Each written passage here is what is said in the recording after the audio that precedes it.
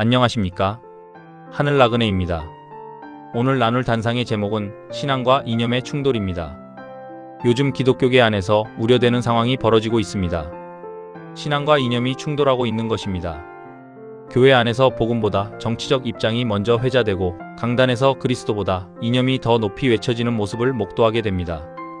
형제자매가 신앙의 본질이 아닌 정치적 견해 차이로 갈라서고 같은 주님을 섬긴다는 공동체가 좌우의 진영 논리로 분열되는 현실 앞에서 우리는 깊은 성찰이 필요한 시점에 서 있습니다.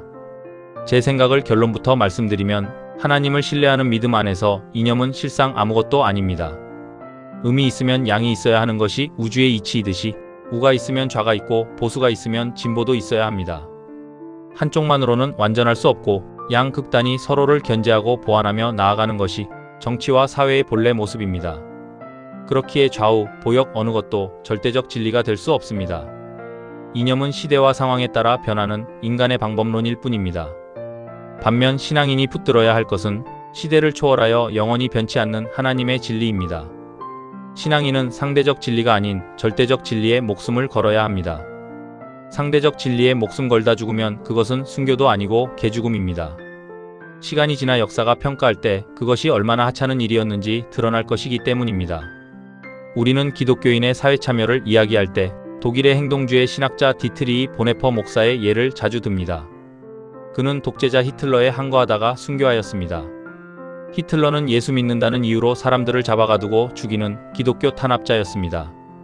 교회를 국가의 도구로 만들고 복음의 순수성을 왜곡하며 신앙의 자유 자체를 말살하려 한 자에게 항거하다가 죽는 것은 순교입니다. 목숨을 걸 만한 충분한 가치가 있는 일이었다는 말입니다.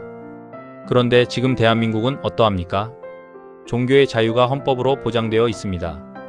우리는 자유롭게 예배할 수 있고 복음을 전할 수 있으며 신앙을 고백할 수 있습니다. 여당이든 야당이든 기독교를 탄압하는 집단은 아무도 없습니다. 오히려 여당, 야당 안에 기독교인이 수두룩합니다. 이것이 보네퍼 당시와는 근본적으로 다른 상황이라는 것입니다. 물론 사회정의를 외치고 불의에 항거하며 약자를 돌보는 것은 성경이 가르치는 신앙의 실천입니다.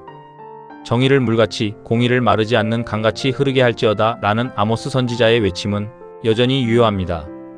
그러나 정의를 추구하는 방식에는 여러 접근이 있을 수 있습니다. 어떤 정책이 더 효과적인지에 대한 의견 차이는 신앙의 문제가 아니라 지혜와 판단의 영역입니다. 이제 평신도로서 감히 교회 지도자 여러분께 간곡한 당부의 말씀을 드리고자 합니다. 존경하는 기독교 지도자 여러분, 현 시국의 문제에 개입하여 목숨을 걸 만한 가치가 있다고 생각하십니까? 사회의 분열이 교회 안으로까지 침투하여 같은 믿음을 고백하는 이들이 정치적 입장 차이로 서로를 정죄하고 배척하는 모습이 나타나고 있습니다.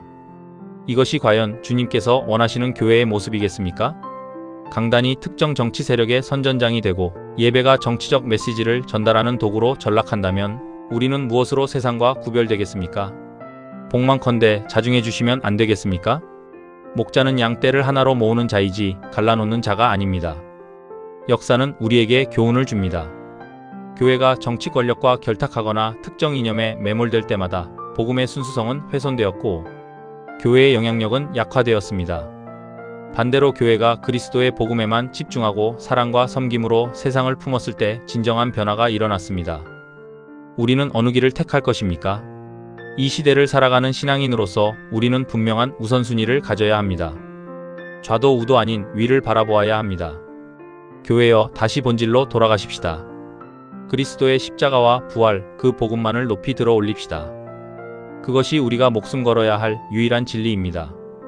오늘 나눈 이 작은 단상이 여러분의 하루 가운데 작은 빛이 되기를 바랍니다. 다음 영상에서 또 뵙겠습니다. 평안하세요.